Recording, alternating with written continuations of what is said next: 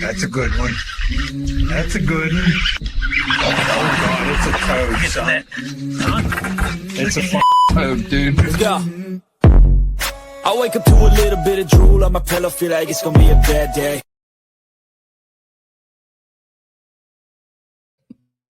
What's up, everybody? It's been a while. I feel like it's been a long time since we've all been in the same room. Our menage a trois is back together in the studio for the first time. Yeah, in a long time. Definitely. A book, isn't it? Or a movie? I don't know. First time in a long time. I don't know. It has been. It's the first time. It has been a long time. We've been super busy. The show was on the road at the Bassmaster Classic. Show season ended. Tournament season kicked off. Lots of moving pieces. Everyone's, 3 ways to the wind. But we're happy to be back. We got a great episode lined up for you guys today. And I think you're really going to get a lot out of this. An underrated topic, something that's not talked about a lot. We'll talk about that here in a minute. But what we do need to talk about is getting your hands on all those snagless jigs. It is jig season, soft plastic season, all those things that you need to catch fish. You need to head on over to OneCastFishing.com. Use the code TheOneCast, all one word at checkout. Get all those snagless jigs, weed the sneds, long neck hooks, soft plastics, and everything else that our veteran-owned company has to offer you. Also, while you're online, head on over to CarolinaWatersNC.com. Use the code TheOneCast. Get all that UPF gear. Stay protected. And then head on over. Use that link, Hobie Eyewear. We always provide you that link. Hobie's got a bunch of great product. They launched a couple new lines of glasses this year. And they made some modifications to some of the existing frames. Right now, I'm holding the new Mojo floats in my hand, and they equipped it with a vent across the top that helps with anti-fogging vent. They made a couple different changes to the frame, and they got some different options on there to offer. So use that link, save 15% at checkout with Hobie Eyewear.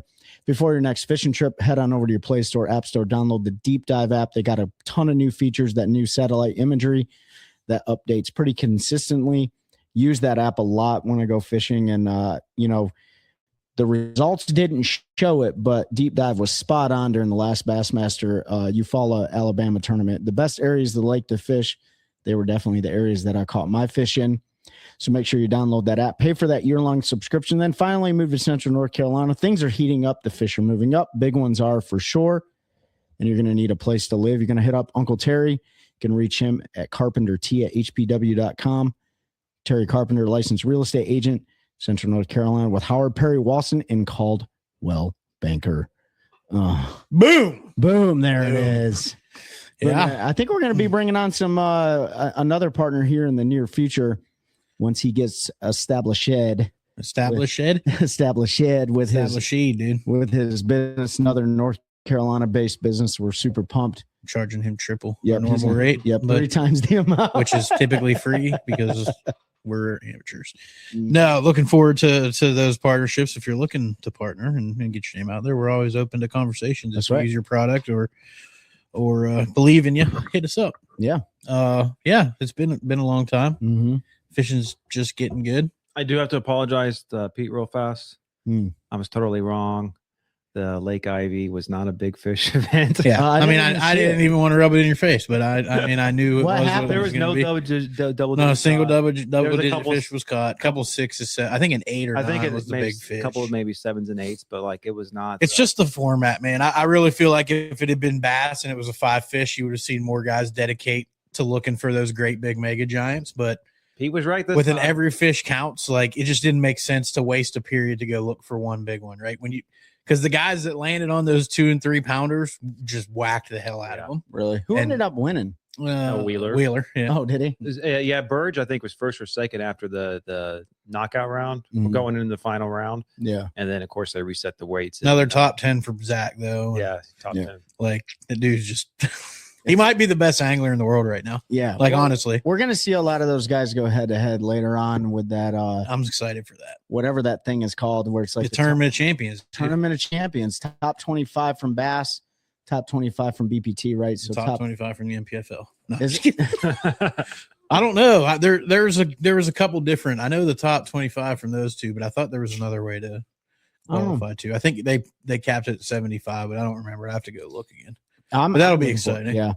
That'll be a fun time, man. Yeah, Ivy, and then forget the lake they fished the second day. Brownwood. Yeah, Brownwood is Brownwood something. So Mhm. it was a cool derby. The little bit of highlights I watched, it was really cool. Jacob Wheeler landed on him, basically schooling in that brush, that flooded brush, and was catching him on a frog. And he would have caught way more, but he had like 2 fish landing violations in a row because he would flip them up and then they'd fall. Oh, I did see that. You have to sit down and they're just Yeah. all over the place. Oh, I would have just been like, I don't count what any was of he these. catching them on? A topwater bait? Yeah, frog or something. Frog or something? Yeah. Because he's thrown it in that brush. Yeah. But it was one of the coolest things I've seen. I'm assuming there was a shad spawn or something going on. Mm-hmm. But yeah, that was a fun tournament. The elites down there at Tom Bigby was a dink fest, as we sort of figured it would be. Jason Christie took Jason Christie winning that one. Old Krusty Christie. Yep, with the old spinner bait. The old spinner bait and the swim jig, I think is about what he threw. So that was a fun one. Good for Jason to win another one. That was a good derb to watch. Mm-hmm. Trey did not win the Open in Eufaula. Struggled a little bit. I almost came in dead last. We'll talk about it on a Fishing Friday coming up. We'll let him lick his wounds, but hey, you'll have that, man. It's learning, I right? got nothing to lick other than the fact that I didn't throw the magical sea urchin and find him offshore. Yeah, 100%. You needed to throw the sea urchin. Congratulations to Pake South, man. That kid's on a heater. He's an Elite Series angler. He won I think he won the He's Open. won an Open. He's won an Elite Series event. And he won another Open. Yep. He won the Open at Sam Rayburn. Then he won an Elite Series event. And then he won another Open. Yeah. So, but that tournament, Fred Rumbanis, Boom Boom himself, dropped over a 28-pound sack on the first day on a frog, dude. Yeah. And that was super cool. But yeah, congratulations to Pake South and all those guys that did really well. And next stop is Lake Norman for Division 1 of the Opens. So that's end of the month. Redemption. End of this month. That's a redemption. We're not going to talk about it because he's in no information, but hopefully some redemption for Trey in that one. I guess next week 2 events are going on. You got the Red Crest at Table Rock, and then you've got the Arkansas River. Yeah. For Bassmasters. MPFL's the week after. Yeah, their next. And I just brought up their website. If you buy some of their merch right now, you get entered into win a $100,000 bass cat. Yeah. What? So I'm going to go buy. And then you t-shirts. can get thrown out of it. No, just kidding. No, man. Well, I think that's it. Well, hey, if you're in the Raleigh Durham area, even if you're not, and we got people coming all the way across the country for our Take a Warrior Fishing 2026 Spring Warrior Clash on April 19th at Jordan Lake at a New Hope boat ramp. If you're a boater and you want to sign up, please. If you're a warrior and you want to sign up. You can head on over to warriorfishing.org, go to our events and click on event for the 2026 Spring Warrior Clash. We had the one at Lake Greenwood down in South Carolina a couple weeks ago, and that was a fantastic turnout. Thank you, Tim and Nikki from Fishbones Tackle, for hosting us and all the volunteers and staff that came down to help us out. Congratulations, all the boaters and warriors that came out and supported the event. Yeah, it was a good event. Make sure Jordan is bass. Mm-hmm. So if it's not one of our multi-species only, this is our bass event for the year. So sign up. They moving up. It's going to be a great event. We're going to see a lot of fish caught, I think, this year. Some rules changes. So we'll announce all that to those that are involved. We're doing some things a little different. We're having not a mandatory, but you should be there for captain's meeting on Friday night. Our event is Sunday this year, so Friday night we'll do that. We'll have the mixer on Saturday, and Sunday we're gonna get a bunch of warriors out there to catch bass. So it's gonna be super cool. We always need more boaters and more warriors, so warriorfishing.org, sign up for that one. Also, just real quick plug, the SOBA a couple weeks after that, Special Operations Bass Anglers is holding an event on Jordan. It is on a Friday. I can't remember the date off the top of my head, but if you go to Special Operations Bass Anglers website, I don't remember it, so just Google it. It's on there. I think it's May 1st? Is it the 1st? So it's not the same week as your tournament, is it? It is. It is. Yeah, that's why I was. Is it on thinking, Sunday? Okay. No, it's on Friday. So it is May 1st. Friday, May 1st, on Jordan Lake with SOBA having their first tournament. We can give you some more details before, but if you can fish that one, I'm going to see about taking the day off. I might go out there and try to whack a few because their events are always super fun too. Yeah. So without further ado, I think we've talked about enough. I don't have anything else if you guys don't. No. All right. Well, we have Sam Waymire from Waymire Industries to come. I think it's Waymire Industries. I messed it up. Waymire Group. Waymire Group. He'll tell us what's right, what's wrong, and yell at me for being incorrect when we bring him in here. But we're going to bring him on to talk all things trailer maintenance, all of that good stuff that I think so many of us overlook. And that's All right. of us That's overlook it. true. I know we're a fishing podcast. That's trailers with wheels, not And- trailers for your jig. Yes, yeah. Ben did say we need to specify. That's right. So what's going on, Sam? Hey, how you guys doing? I appreciate the time and having me on, man. I really do. And if I can reiterate anything you guys just said, go to the Soba meet, man. Go out there, fish the tournament. Those are great guys. It's a great group, and it's a great cause, truly. But it's officially Waymire Distribution, but Waymire Group, Waymire Enterprises, those all sound good to me. Put it up on a placard. Yeah. Man. Sounds like you need a bunch of subsidiaries going on. Do you have your name on your desk? So where I'm sitting right now is actually our entryway. This is like our museum of like trailer parts that have been ixnayed or whatever, and just kind of like fun stuff we've had. I don't even have a desk or an office, truth be told. Name's on the building. Yeah. Don't have my own office though. What you gonna do? That's fair. Sam, we got the pleasure of meeting you in Knoxville, Tennessee, down at the Bassmaster Classic. It was a fantastic event, and a huge shout out to our friends over at Special Operations Bass Anglers, Mike and Nick, and the rest of the crew. They brought you over to OneCast Fishing, and we had a good conversation, and we struck a relationship ever since. And you bring something very unique to the industry that frankly is basically the lifeline for getting to and from the lake, at least from an angler perspective. Obviously your vehicle is really important, but your trailer is something that we just don't ever talk about. It's kind of like it's an afterthought, right? Like guys blow a tire, guys blow a hub, you got to replace the bunks, the winches, all that stuff. We don't really think about it until we're in the moment. But it was something that we had a conversation about, and I was like, man, we've had so many trailer problems between all of us, especially after the first tournament for Bassmaster down at Kissimmee Chain, and I'll talk about it later. But I was like, dude, come on the show, talk about Waymire, and talk about what you offer. So for the audience, give everyone a backstory of Waymire, and then all the services you guys provide. Okay, yeah. Interrupt me if I start monologuing, but we're Waymire Distribution. We're based out of Indianapolis, Indiana. My brother and I are going to be, when it changes, we're going to be the 4th generation of ownership, but we're in generation number 4. Really how it all started in 1932, a few years prior to that, it was still Prohibition. So how it all began, my great-grandfather began by actually souping up cars for moonshine runners. Yeah. It he's a little cool, little fun, whatever. Actually, so I believe I've heard that's kind of how NASCAR was started too. Exactly like people started. So I've always joked saying, yeah, my great-grandpa helped start NASCAR, but from then, it formed, into kind of an automotive deal and whatnot. Then my grandpa took over and he did a lot of water pump work on big trucks, little trucks. If it pumped water, he did it, rebuilt them, repainted them. And then I don't really know the perfect transition to it, but then we were the trailer hitch people, the hitches that bolt up under your bumpers and, actually get you hooked up to any trailer. That's all we did forever.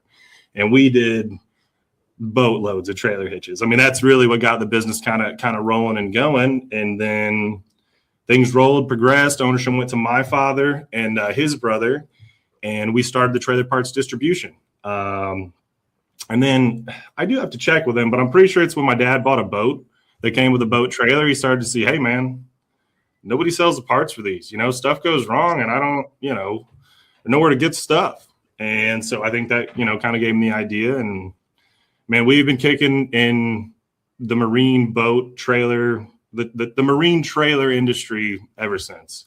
Again, we do sell we sell parts for pretty much all trailers, smaller than a semi trailer, but the marine industry is really our niche. It's kind of the thing with the marine industry is it's so particular, yet so close to everything else that's being made, depending on your trailer or where you got it from. It's what we do. Yeah, we understand most all of it better than most, I would say. I mean, I'd put that argument up against anybody, and we're really proud to be those people. Yeah. Sam, we had this conversation, but for the audience, and I'll just give an example. I'm not going to say the word vignette, even though I said it. Yeah, come on now. Look, right over come on. Let me provide a story time. After the first event down in Kissimmee Chain, myself and my travel partner, he runs a Ranger boat And this, for the audience out there, there's a lot of people that run Rangers, Yep. and they have very unique trailers associated with those boats. So Yes, sir. after the tournament, we noticed he had some serious issues going on with the back axle on his trailer. And I won't bore everyone with all the details, but the bottom line is he needed a new torsion axle beam that mounts directly across the trailer because they have torsion axles on them. And so what that process looked like was looking up things online, looking at Facebook Marketplace, making several phone calls. Finally got to the point where I made a phone call to a good friend of ours that used to be in the bass fishing industry very heavily. And he put us in contact with somebody who put us in contact with Dexter. Right. And then that was like a 2-day period of trying to hunt down this specific part, which you would have thought it would have been just as easy as going to a website or making a call to Ranger directly and so on and so forth. But it wasn't. It was a really, really painful process. Absolutely. And, for the audience, for all of you out there that run boat trailers or any trailer for that fact, you're constantly on Amazon, you're constantly on Facebook Marketplace, you're Googling things like all this stuff. Waymire, it sounds like, is for the most part the one-stop shop for most of your trailer needs, correct? We absolutely try to be. I mean, if there's something we don't have, we absolutely have access to it. And the only reason we don't have it is probably because we haven't seen it yet. I mean, so there's a company called Dexter that makes a lot of parts for trailers, and they have bought up, whether it's UFP, whether it's tie down, whether it's Kodiak. I mean, they've come in as a conglomerate, and they've just, they've consolidated all these companies. No matter what your trailer began as, we've got the parts and we have the people that frankly understand how to sell them. That's the issue when you try to go to Amazon or eTrailer or whatever it may be, is like I said before, things are so similar, but just different enough, because an engineer came along and tweaked it just a little bit to make it that much better. And it's so hard to get the proper parts in there. But man, one thing Waymires can tout, and honestly, it's not even really just me, man. I've got, I'm the big office in here. I've got customer service representatives that I can confidently say they know the stuff better than most. They truly do. And then on top of that, we try to keep the parts in stock. So yes, you're exactly right, man. We want to cut out all that frustration, all the what is this, what is that, right to us, man. And we try to be the best that we can to know what you have, tell you what you have, how to best fix it, and then again, get the parts to you in a timely manner, for sure. And that's it's a great thing because everyone's got their bass boats, whatever brand you have, Ranger, Bass Cat, Tracker, Triton, etc. You need a part for it, you can call up the company or call a marine, and usually you can find it. But like these boat companies, they may or may not make their own trailers. Most of them don't. They, the same year may have different trailers that they're using.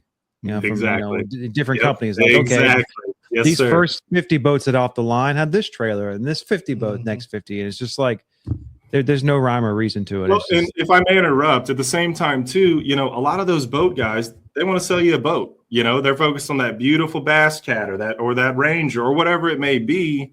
And not only that, us as fishermen too. I had a Lund Alaskan for a very long time. I did pay a little more attention to my trailer just because of the work I'm in. But hey, I get it. You got $100,000 beautiful shiny boat ready to catch fish and do your thing, but you got to get the boat to the lake. You got to get to the tournament. You know what I mean? So it's a very crucial part, and it's an uphill battle finding the correct parts and with people again knowing what they're talking about, and that's really what we strive to do here at Waymire for sure. So with Waymire, can you talk a little bit about do you guys deal directly with an individual? Do you deal with big companies? Like, how is it broken down? And then for our audience, what is the best way for them to really get in touch with you with all their questions and stuff like that? Absolutely. We deal with everybody. I mean, we actually supply a lot of people in Japan, Australia with a lot of their UFP parts because they love Ranger boats over there too. Mm-hmm. But absolutely individuals, that's kind of our specialty. The unfortunate side of Waymires is, again, because the companies are just so different, we haven't been able to accrue a whole grand list and compile it into a website database, where you can go click and add to cart and da-da-da-da-da. But man, just call and talk to us. I mean, it really is. We've got the best group of people for it. that's also the other hard part. I mean, or if you're local and you can and you can come show it to us, that's great. But a picture is worth a million words. That's really it. I mean, calling us, visiting our website, waymiredistribution.com. There's a 1-800 number on there, gives you our location and everything. And that's really the best way. So I'll tell the audience, I needed some new hubs for my single axle trailer. And, I called Sam directly and he goes, hey, take a picture of it. Take a measurement from your, from the studs. What are they called? The lugs? Well, we were verifying the bolt pattern of it. We just wanted to make sure your wheel would fit. Yep. Right. So I barely know how to fish. I damn sure don't know nothing about trailers. So he walked me through the process of how to take those measurements and figure out the bolt pattern and stuff like that. And then Waymire, within the next, 3 to 5 business days, had 2 new hubs sitting right there at the front door of the house. And that's how friendly these guys are and willing to sit on the phone with you and go over exactly what you're looking at. Because, with a Ranger trailer, like we were dealing with Mike's trailer, like I had no idea what I was looking at. I had no idea about like torsion axles. I had no idea that they were Ranger specific or, whatever. I had no idea what UFP was and stuff like that. So it was really like pulling teeth, trying to figure it out. As far as you guys, like you're located in Indianapolis, you said. What's up? That's like I don't even know what the statement of you two trying to figure out something broke on a trailer. Dude, the 2 least most mechanical people in the world with trailers, mechanically inclined in the world, are trying to figure it out. And I would have loved to have been there, dude. I mean, we took his torsion axle beam down to a welding shop. We took it to like 2 different trailer distributors or trailer parts places, and they were just like, dude, we can't help you. We literally can't help you. That's a very common thing. And they even said, like, verbatim, they're like, if it says UFP on it, we want nothing to do with it. That's exactly what they said. I'm pretty sure my trailer. So why is that? I don't know. Why is it? Why is it such a headache? I'll tell you straight up. If it says UFP on it, please call me. UFP themselves. You call UFP the manufacturer, they're going to give you my number. Seriously, they really will. So we have one of the few jigs. We actually have a jig out in my warehouse where we rebuild UFP axles. UFP built the jig themselves, sent it to us because they knew that, not any or all, I shouldn't say, because I'm not for sure of that, but a whole lot of the replacement UFP axles get built in this building right here. Absolutely. Okay. Again, it's just that they're different. Again, the UFP does the Ranger stuff. Ranger's very in particular, as you ran into before. It's just, again, so many companies have come and gone and they did things slightly different, but sort of did the same purpose. And Dexter then finding aftermarket parts. Right? Well, truth be told, Dexter's bought almost everybody, truth be told. They've come along. I mean, they bought UFP, tie down, Kodiak. They bought the reliable stuff. The tie down is known as Dexter Marine Parts of Atlanta, whatever it is. We have all the parts, and we have very good knowledge on all. You are the UFP experts, it sounds like. So what makes we work very closely? Yes. Or so difficult for anyone else to work with? Like, what's the what makes it special? So really, what makes it special are like these right here. So these are your grease seals. A standard is a 1.719 on like a dry trailer, your enclosed trailers, your lawnmower guys. Whereas, the Dexter main seal is a 1.68. It's a little bit tighter in here on the OD to really try to seal out water and keep in their new systems. UFP special because they made their spindle. Here, let me see if I can I do this without making. I think they even tried, like UFP stood for unique functional product or something. Literally, that's exactly what it is. They even tried to, like, in the name say, we're going to make everything completely different. You can't replace it with nothing else. That's exactly right. But so I don't know if you can see, but this spindle is tapered upward, and UFP does sell these for a lot of trailers. But like, what's special on a Ranger is a Ranger has a straight spindle, which means it is the same thickness all the way up and down. So it takes the same bearings. Like I say, an engineer comes along and they've got a better idea, whether they do or not, but it changes how you got to sell parts and how you got to fix your stuff.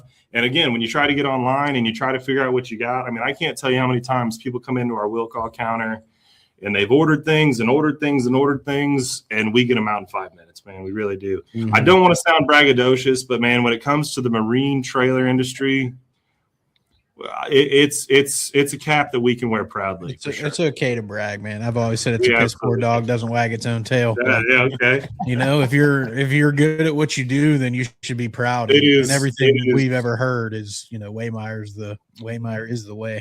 It is definitely our niche, man. And like I said, and here's the thing: even if you don't know what you have, if you don't know if it's a UFP, a Ranger, a whatever it is, call us. We're very good at walking people through, trying to help people out, and we don't give up on anybody. You know, we're going to come up with a resolution. We're going to, you know, if somehow I don't have the parts in stock, I absolutely have them, or I have access to them. We're going to get you there one way or another for sure. That was going to be my question as far as stock. You have a large warehouse or something, I was assuming, where you have stock. Yes. So we have a 50,000 square foot warehouse here, and it is full of trailer parts, brother. It is full. No, that's good, because a lot of times, you know, we don't find out this isn't going to happen when we pull out of our neighborhood. It's going to be when we're 580 miles into our 585 miles. And that's exactly right. And you know, and I can ship stuff anywhere. And truth be told, I ship stuff all over. I've got customers all over the country that we deal with regularly. So I mean, hey, if you're in Carroll Stream, Illinois, I got a guy there. Go to him. He'll have your stuff. We'll be ready to go. If you're in Shepherdsville, Kentucky, I got a guy, or wherever it may be, Cincinnati, Carolina, wherever it might be. But on that point too, knowing that the problem's not going to happen in the driveway, it's probably going to happen when you're halfway there. You know, even if nothing's wrong, reach down and get this. For those V bins like you were talking about, I recommend carrying something like this. Yep. It's an easy one bolt away. If something goes bad, you unbolt this from the one spline on the end of your spindle, pop an idler hub back on. They're also offered with brakes if you really, really, really want your disc brake on there. But if you just need to limp to a tournament, one bolt away, man, and you're rolling again. I would recommend keeping one of those under the back seat of your truck or something.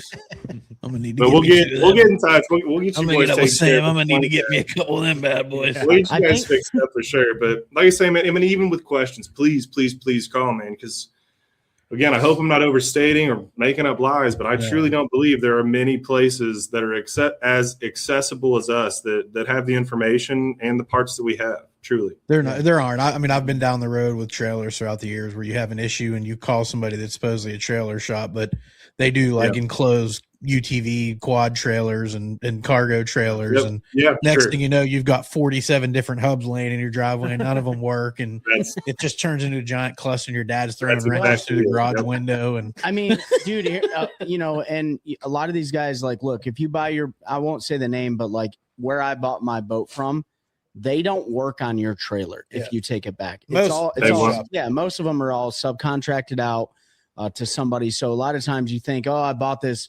$100,000 boat from this dealership. I'm going to call them. They're going to know exactly how to fix it. And they're like, I will tell you 99.9% of the time, if you take your boat to the dealer for a trailer issue, it's going back to the manufacturer. That's right. They're not going to fix it. They want to sell you boats. They just want to sell boats. And they'll work on your marine motor and stuff. Exactly. Right? Like they'll work on your outboard, but they're going to send your trailer back to the manufacturer 99% of the time, and you're not going to have a boat for a month. Yeah. So Sam, being in the business, you know, fourth generation, Waymire's been rolling strong since Prohibition days, 1932 and stuff like that. Since you guys really have found your niche in the marine industry, what is the number one, if you can think of it, what is the number one trailer issue that you get phone calls about in the marine industry? In the marine industry, honestly, it's always has to do with bearings a lot of the time, I'd say. And a lot of it is because of the caps that they put on there. So there are, right here. There's regular grease caps, just chintzy little metal, put a rubber plug in them, whatever. Those work fine as long as you keep them packed full of marine grease. A lot of people have put on, UFP came out with this, it's called a Trailer Buddy. And see how it's got that grease zerk fitting on there. A lot of people will see that and go, oh, that's how I fill up my bearings. And that is not the case. This is a pressurization system. So what you do is you got your back seal in, you got your grease in the hub rotor or either hub, whatever it may be. And then when you put a little shot of grease in that zerk, see if I can do this, it'll push this blue piece out just a hair. So it's pressurized internally now. So imagine having, a balloon and you stick it underwater. No water is going to come in because it's got a negative vacuum, reverse vacuum. I'm not scientific. I don't know the term, but Yeah, exactly. No, but it's meant not to let water come in. A lot of it truly is it's bearing issues, I'd say, which makes sense. I think, you've got these seals and you got these caps and they're getting hot rolling down the highway. Then you dunk them into a cold lake and, expansion and contraction, it's bound to cause problems.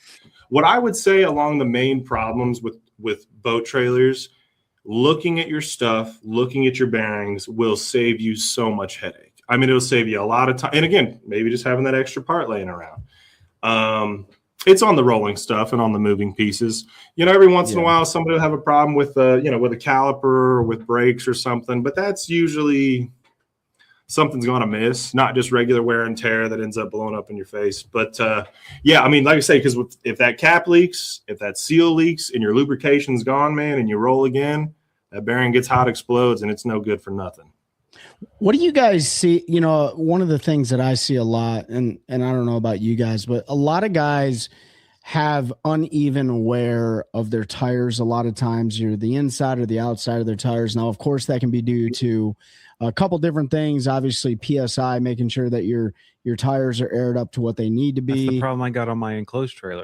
Another thing is even though your PSI may need to be where it's at, you may be loading your boat unevenly. So maybe all of your tackle on one side or your fuel distribution, however the boat's laid out, it may be heavier on the left or right, whatever.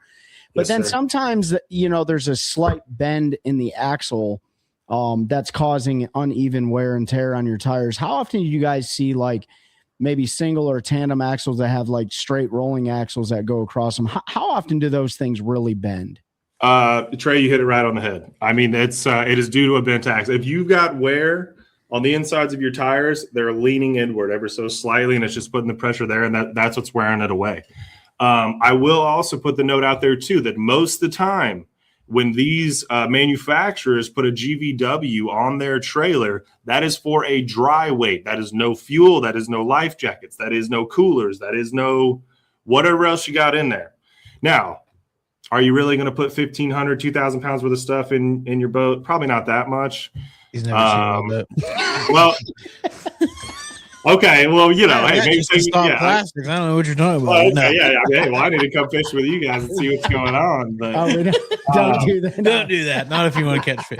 The GVW, it typically is a dry weight.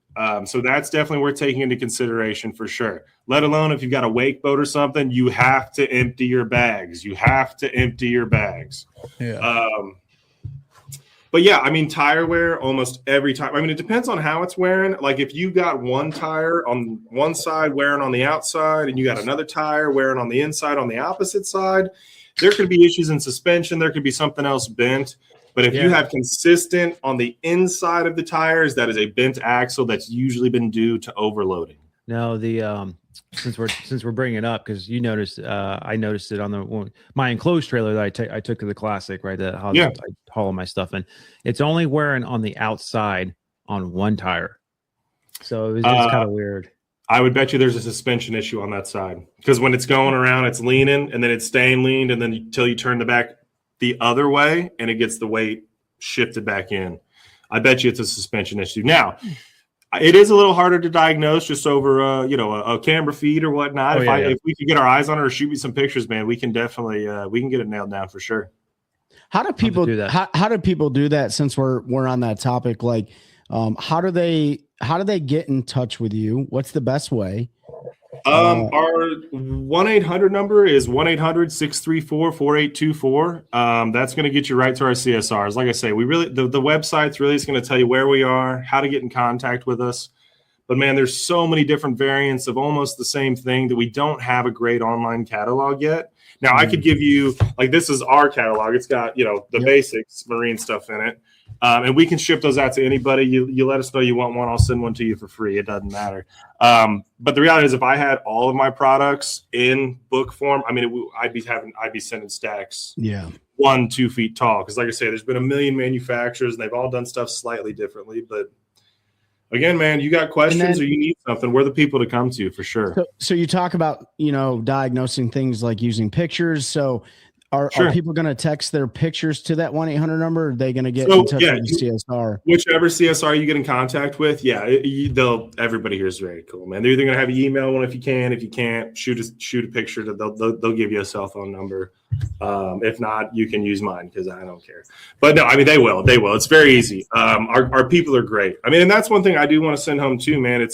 That's what makes us successful in the marine industry is we have people that know what they're talking about and they don't give up. You know, they want to get people the right stuff. They want to, you know, we call them vacation savers and, you know, fishing tournament savers. You know, it's a big deal to us. We do. And for me, especially, I take a lot of pride being that it's the family business and we don't want to let anybody down for sure.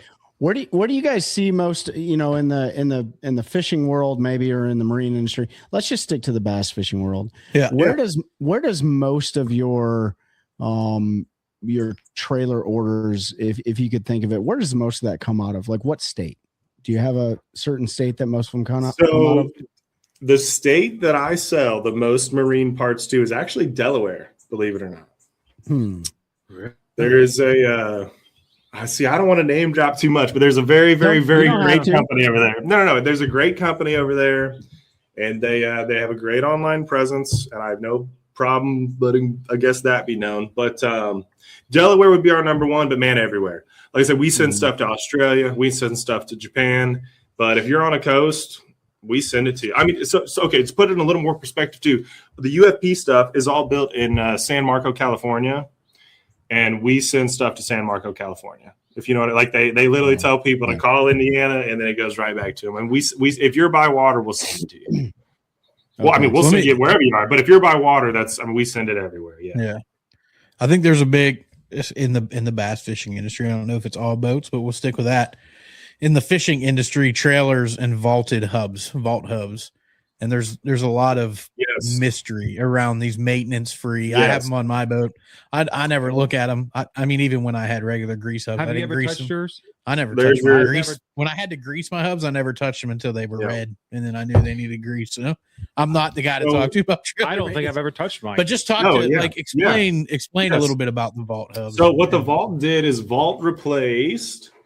Do you guys remember oil bath when oil bath was a thing in the marine industry? Yeah. So this is a relic. This is like one of the only ones left in existence. So we keep it in our museum. But Vault has Vault's taken over the oil bath side of it. Vault grease it's very viscous at room temperature. But when you roll down the road and get it hot, it turns like into an oil. It's very, very runny. It's a great lubrication system. It's a little more, I won't say complicated, but it's a couple more steps to make sure it gets in there properly and is installed properly. But it's a great lubrication system. You'll see that on all the finished end units. There you go, Vault cap right there, or Vault by Dexter. Really, like I say, it's. I don't know how much of a benefit you get, truth be told. I'm not saying it's worse. I'm not saying it's better. Like if you keep a traditional blue grease hub full of grease and don't give place for any water to get in there, you're going to be excellent. These have another system of O-rings and better seals to really it's truly not to keep water out, but really to keep the grease in to make sure there's no room for water to get in. But that's just the new, it's called a hybrid oil. They've just, they've done away with the oil bath themselves, which if you had oil bath, you had a cap that looks like this with an amber lens on it. Again, part of our museum because it is now obsolete. But that's what it would be changed to for the most part.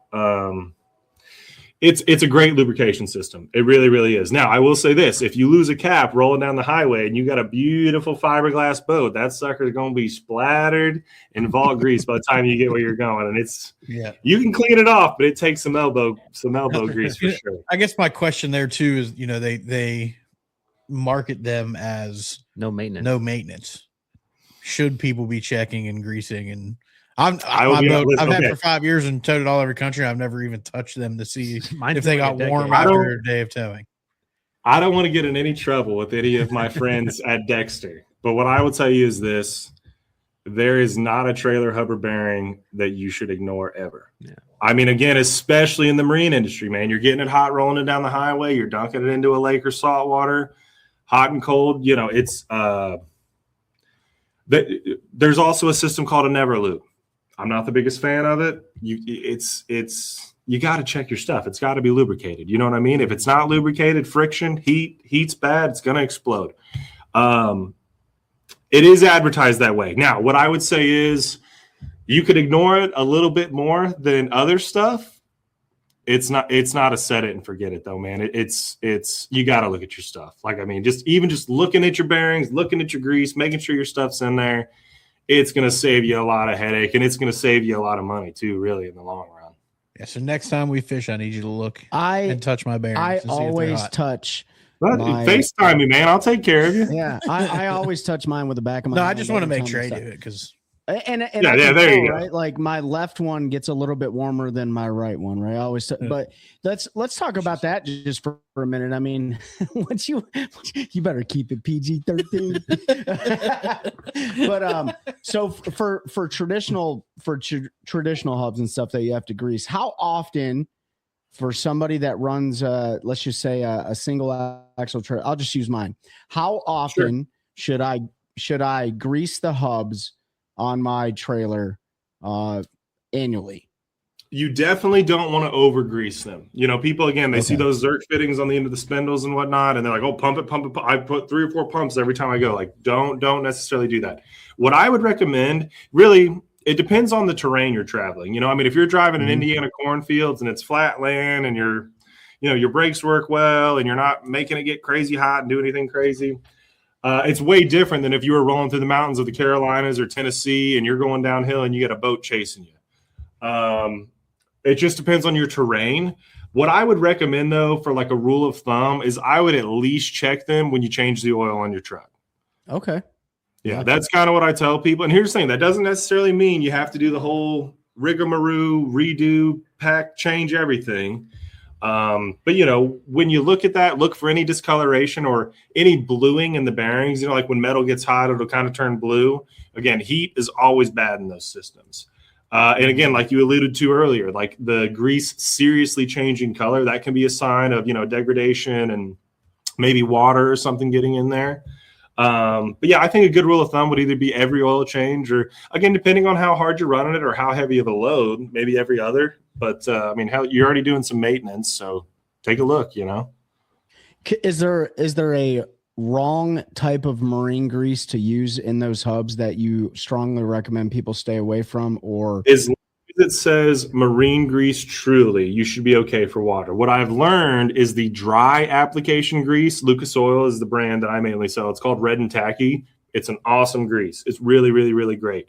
But if water gets put in it, it kind of churns and it turns milky. It gets watery and milky. So as long as it's in an NGL number 2, it's usually blue when it's marine.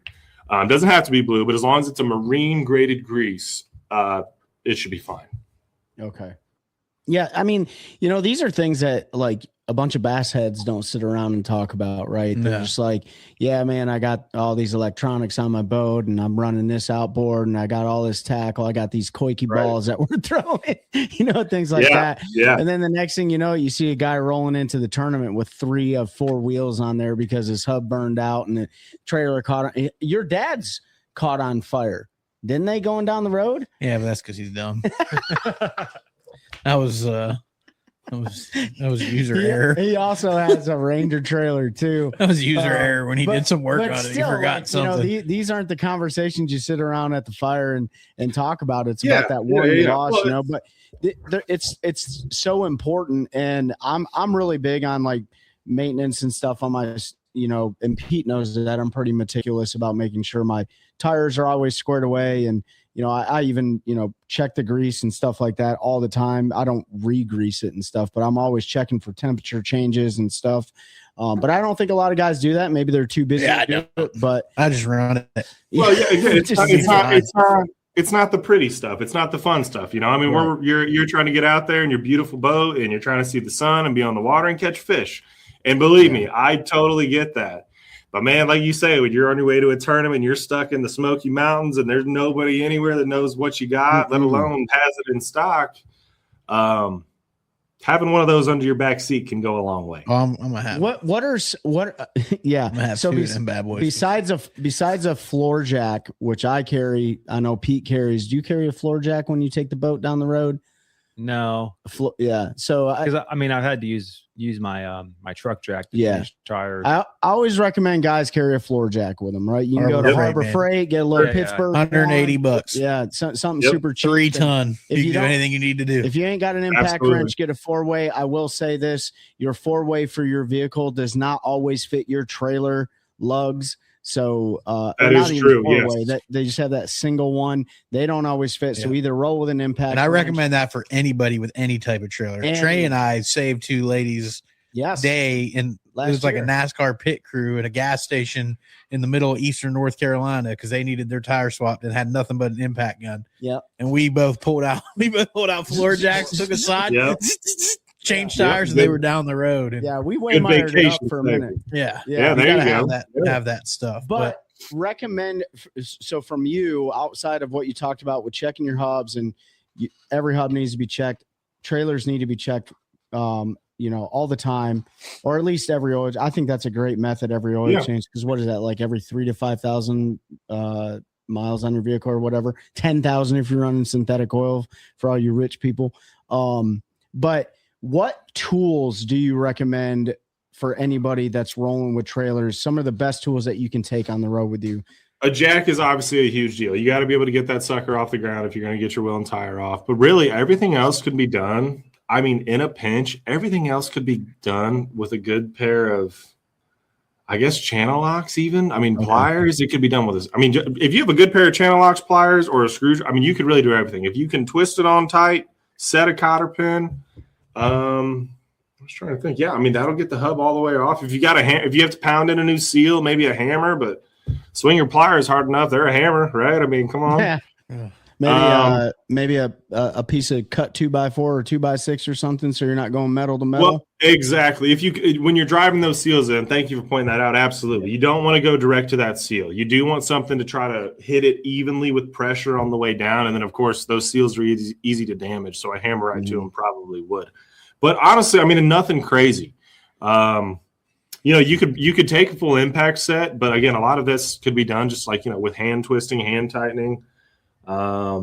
There's really not much to it, man. It's either going to be a snap off locking mechanism or a cotter pin holding your stuff on. So Yeah. you can get that off, you're undoing it and you're ready to go, man. Really, truly. But like you say, a jack's a big part. That's probably one of the biggest parts of it because you ain't doing nothing if it's on the ground. it's You know what I crazy mean? to think that whole thing is held on by something with a cotter pin in it.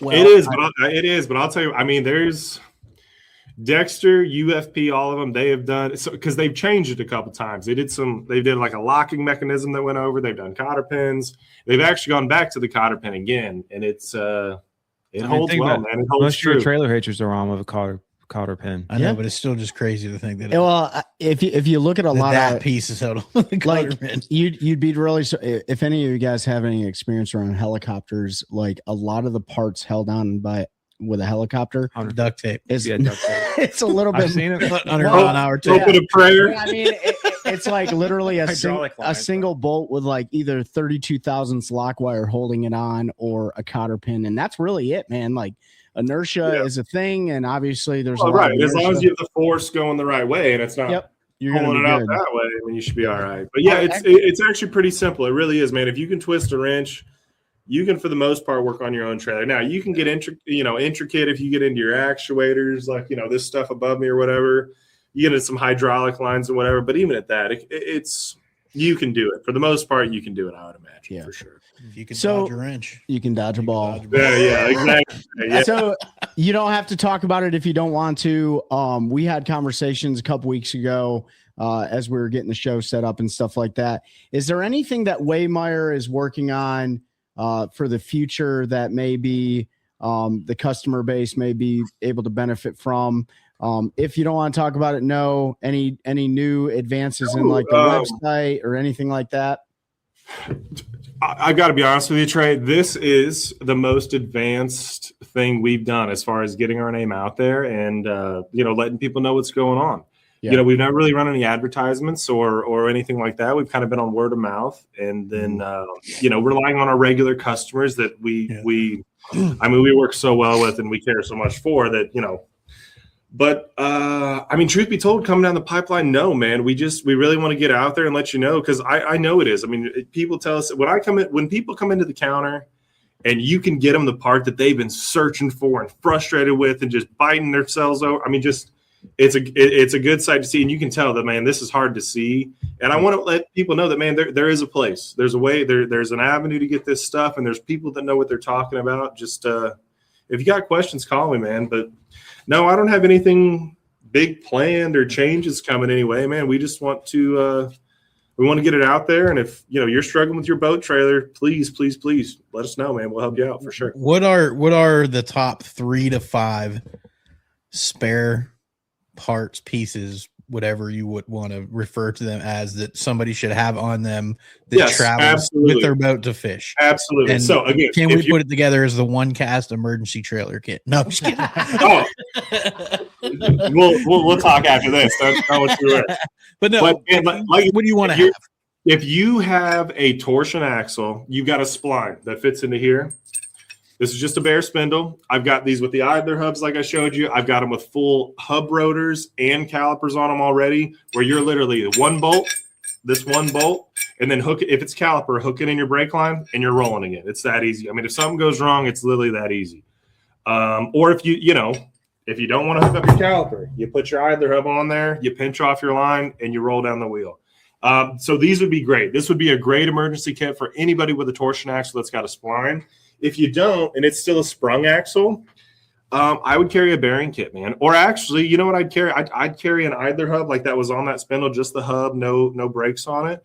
And we'll send them out to you with bearings in them, with seals in them, full of marine grease, where you come out of a box, right back on your spindle, put your nut on, and go. Mm-hmm. I guess bearing kits, but I mean, if you are in an stuck, oh my God, situation, you just need to keep rolling. Those will get you there for sure. Now, is it 100% fixed to where you had it before? No, but you're absolutely going to be mobile and safe for sure. Yeah, I think that's exactly what you showed. That spindle kit and everything is the way to go. You don't have to carry 19 different parts.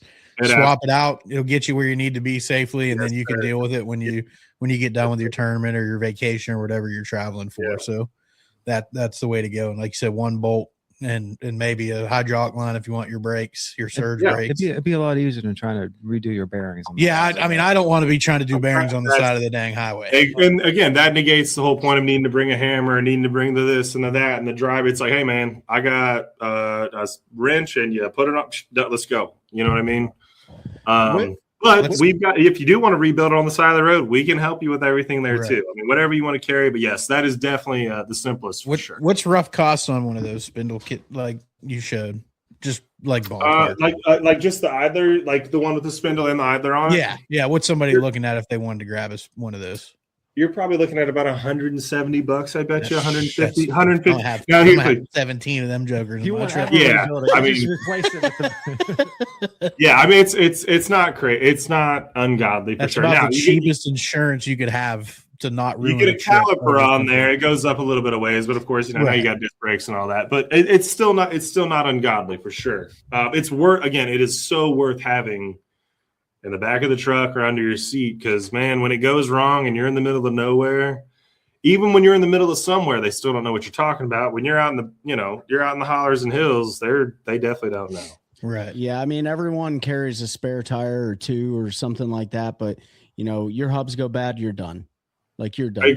You're dead in the water. You're dead on the side of the road, you're dead in the water. It doesn't matter. Like you can jerry rig a lot of stuff on a trailer, but that's one thing you can't do. I mean, and for you guys that are running tandem axle trailers, like you have the benefit of, if you lose a tire, you still can limp it in on 3 tires, even 2 tires.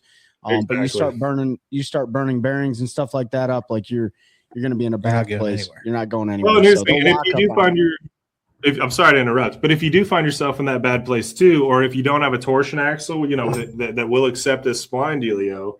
Again, we've got the jig out there. We can build the axles. We can still get everybody fixed up, man. If whatever your issue is, Waymire strives to solve it. I promise you, for sure. I think this. I mean, that like the spine axles. Most boats built in the last they're very on the years. It's sort of everybody went to that style. You don't really see the old press tubs on the axle. I haven't seen one in a while. I don't know what yours has. I have no idea what mine has. I think yours has a torsion. I know mine has a torsion axle. I don't know. I have a newer Vexus trailer. Y'all are professionals that get the new stuff, man. I still got, I got old heads. I got old junk we got to work on too, That's the best way to do it. Those trailers probably will last longer than ours will. Yeah, for sure. Especially when you don't change your tires till they're shooting sparks at Trey's truck. Yeah, sparks are bad. Always. Sparks are bad. Yeah. Well, I like to make sure there's actually, Fireworks? a steel band in my tires before I change them out. So once again, say that number for the audience so they know what to call when they're looking for parts for their trailers or questions for CSRs. Yeah, the number is 1-800-634-4824. Well, okay, that'll get you to us. They changed the number too. We've got multiple numbers. This one will get you to us too, whatever it is. We'll get you taken care of. Or just, again, Google Waymire Distribution. You'll find us. It'll bring you right to us. Get us in contact with us for sure. Okay.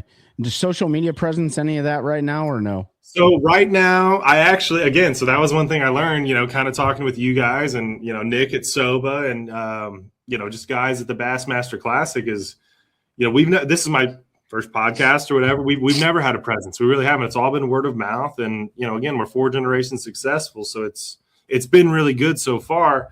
Yes, I started an Instagram page. It's under Waymire Distribution. Absolutely. Please drop us a follow. Shoot us a message on there. I run it directly. I'll reach back out to you. Do that right now. Again, even if you've got a question, just a question, we're so available and we are so willing to help for sure.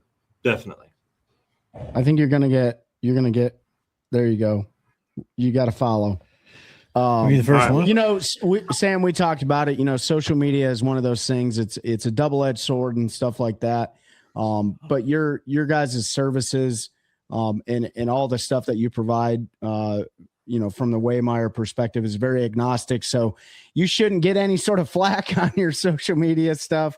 If you man, it is what it is. I'll take it with a smile. Direct them to the OneCast. We'll handle it. You know what I mean? All good, but no, dude. And honestly, the Bassmaster Classic was a great place for you to go. And hopefully we see you back at the Bassmaster Classics. They're a fantastic venue. Certainly will. Where is we talked about it before the show, but let everyone know if they want to. Are you going to be there personally? Where is Waymire going to be next? So yes, we are going to be at Red Crest. I have, to be honest, I think I'm going to be at Red Crest. I've got a fiance that's 8.5 months pregnant, so she may want me to stay home. So that's up in the air right now. I very well may be there, but I may not. Either way, please come stop by the booth. We've got our Eric Yearling there. Chad Avery's going to be there. They're one of our best CSRs and our national sales guy. They're awesome guys. And they have a good time. They know exactly what they're talking about. Stop by, take a card. Just come say hello or whatever. And they may have the parts sitting on the booth that you need for your trailer too. But yes, please, we will be at Red Crest. Come see us. Awesome, man. Well, hey, Matty Wong's on. What do you guys got for Sam? Sam, you say Matty Wong? Yeah, Matty Wong's funny. He's a friend of the show. Yeah, he's a good buddy. We've had him on a couple times. Okay, and again, I'm going to bring back up Soba, and I'm just so grateful for the guys over there, man, because they were taking me around. They introduced me to you. I got some awesome plastics from the guys at OneCast. Go buy them; they're great. Long hooks and everything. You can get it fixed up right. We were waiting in the taco line behind the taco truck outside. He's like, "Hey, man, that's Matty Wong. Go introduce yourself to him." I was like, "Oh man, this is a pretty cool guy." Yeah, but we're gonna try to see if maybe we can get a torsion axle all the way to Hawaii or not. But we'll see. Oh yeah, I'm sure you can get it there. I'm sure. If anybody can, we will for sure. We send stuff to Australia, right. So just come on. Let me know if you're having any issues. We might be able to go ahead and sneak a peek right there on the aircraft. No, I'm just kidding. We'll make it happen for sure, guys. You will. Maddie's good people, man. The fishing community obviously is huge in Hawaii too, and we didn't know that there were smallmouth on one of the islands down there. So that's definitely a little bucket list thing that we have. Do you guys know? So again, in Indiana, the smallmouth you're lucky if you catch a 3-pounder. Like you're lucky. Oh, they're not very big. I don't think they're very big, but it's one of the cool mountain. It's like one of the cool mountain streams they get in there. Fishing is a beauty. Yeah, sure, for sure. We got to go down to Brazil and catch a giant peacock bass Yeah. or something I'm in. sometime. Yeah. We could do that, or we can just go down to Miami and They are starting to get some giants in they're Florida. getting. now. They got some big. I got to ones be in honest, Florida. man. I'm a lazy fisherman. I grew up at fishing where I throw a piece of meat in and I sit there and wait, and then I got a boat, and then I got even lazier and I started trolling. Not even, I just throw it out there and wait. So I need to come hang out with you guys, show me how it's really done. Come on, man. After you have that baby, we'll get you down here to Central North Carolina and We'll put take him to I- the river and put a frog rod on I his promise hand. you, man. I'm the type of person. I'll take you up on that offer. I will. So be I'm telling you. ready. You let us We're- know, man. We're And I'll bring- always on the I'll bring- water. I'll bring spare trailer parts for you. How about that? Deal. You can help us all. It's like repack our hubs and grease everything. Oh yeah, hey, I'll show you. That's what I'm Yeah, fixing, yes. man. Putting the poor guy to work. Hey, we can do it on a live fishing Friday. Here's how you fix your trailer. That's That's you know? right. We could. We Yes, could sir. do that. We could do that. That is definitely something, man. And we want our show is all about educating the audience and informing them of stuff that is, not talked about a lot. Like there's a lot of tournaments out there. We talk tournament stuff all the time, but we don't talk the logistical piece of it. And that needs to be talked about. And especially the youth that's getting heavily involved in the fishing world, especially the bass fishing tournament circuits. Like a lot of those kids aren't growing up with a wrench in their hand. They don't know a lot about maintenance in general. Yes. They're just kind of relying on Yep. warranty work and stuff like that. Well, listen, man, like we don't all have the luxury of warranty work. And, it doesn't matter if you're on the road anyways, Bass Pro Shops or whatever marina that you bought your boat from, they're not going to just swing by and pick you up at 500 miles Yep. away. So you got to be able to do Exactly. this stuff yourself. And Yep. it sounds like you guys can help individuals work through those problems, those processes and stuff. And Sam gave Absolutely, you yes. guys some tools. We talked about some tools that you should have on hand, some extra spare parts that you should have on hand, and when all else fails, give that 1-800 number a call with Waymire, and they're going to get you their customer service representative, and they're going to take care of you. Sam, go ahead and you got any final thoughts before we close this out?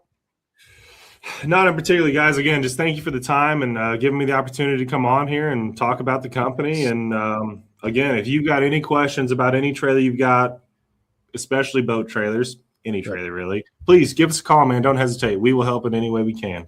We appreciate it, Sam. Stay on the line. Don't sign off. We're going to end this show out. Guys, it's been a great conversation. Yep. Talking something very different that we don't get to talk about a lot. Logistics are really the most important part of the game. So thanks, Sam, so much. And guys, help us continue growing a culture of anglers, helping anglers. OneCast. That's a good one. That's a good one. Oh, God, it's a toad, son. It's a toad, dude. Let's go. I wake up to a little bit of drool on my pillow, feel like it's gonna be a bad day.